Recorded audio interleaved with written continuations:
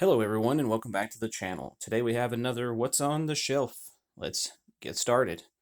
First off we have Mice and Mystics. Mice and Mystics is a storytelling dungeon crawling game where you play as these mice playing through different scenarios, fighting spiders and rats and all sorts of different things. But uses a simple set of rules that allows players to go on all sorts of exciting adventures. Each chapter has its own special rules to give it a unique storytelling opportunity. But with a little extra effort, you will help create fun, flavorful, and overall smooth experience. And the objective of the game is this is a co-op game for 1 to 4 players. Take on a role of adventuring mice using teamwork, courage, and a little luck. You'll explore through a series of interactive chapters as the story unfolds. Up next, we have Coaster Park. And in Coaster Park, the #1 destination of thrill seekers around the globe, the machine shops work around the clock, and new coasters and rides seemingly spring from the ground overnight. These adventurous crowds come back summer after summer. But which coaster will they have the longest lines? The competition is fierce, and money is tight. You'll have to assemble the biggest and best coaster if you want to come out on top.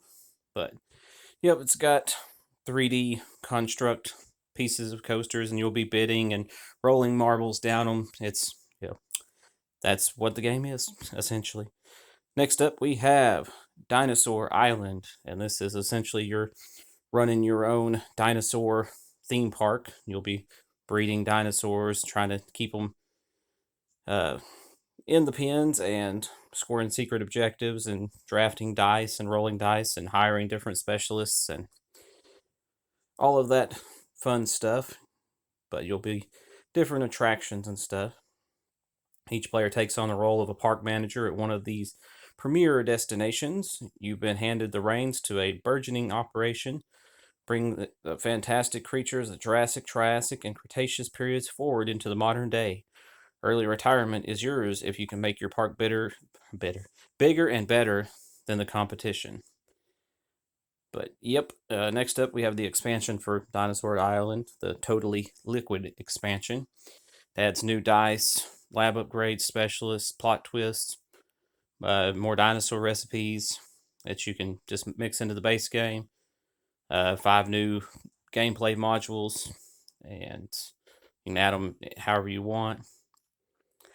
But yeah, just adds more stuff to an already good game. Next up, we have and that's worker placement, Dinosaur Island mainly. Like I said, dice drafting, that kind of stuff.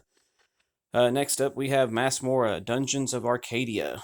And in Masmorra, players will control heroes who have to explore a challenging dungeon underneath the city of Arcadia, fight monsters, gather treasures, and there's the standard game mode where you try to accumulate the most experience and become the undisputed champion of Masmorra.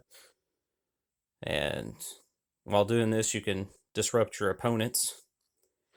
And then the epic game version, the heroes must fight their way into the lair of Malpheus himself to confront the evil wizard, while still competing with the other guilds for fame and glory. And then the Alliance game version, the heroes, the greatest threat of Arcadia has ever seen, terrifying that the guilds must set aside their differences and work together.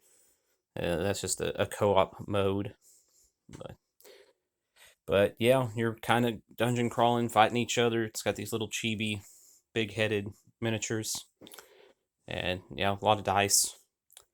Next up, we have Zombicide Black Plague. And this is a kind of dungeon crawl scenario-based type thing where you and others will be playing as the heroes or whatever, fighting different kinds of zombies, looting treasure, and trying to complete specific objectives depending on which scenario you're playing.